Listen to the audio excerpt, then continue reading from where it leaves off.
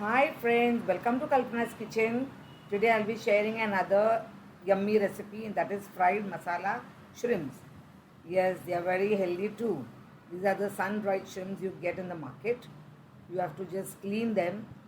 Cleaning is not very difficult. You have to just discard the head part of it. That's it. Please do not wash these shrimps. You have to use them as they are. As they are sun-dried, they are absolutely safe. So here, after cleaning the shrimps,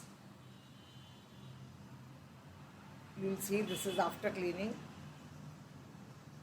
And now I've taken 1 tablespoon oil. I've added little hing, and these are the ingredients you have to mix with the shrimp while frying them, which I could not capture on my video. Oh well, this is the effect. It's yummy. Is you have to just slow frying, and they just turn out yummy. Any meal during monsoons when there's shortage of fish, this is a yummy thing to follow. This is one of the bottles you get in the market, and yeah, you can see a simple meal turning yummy. So do try them and give me your feedback. Thank you for watching my video. Bye.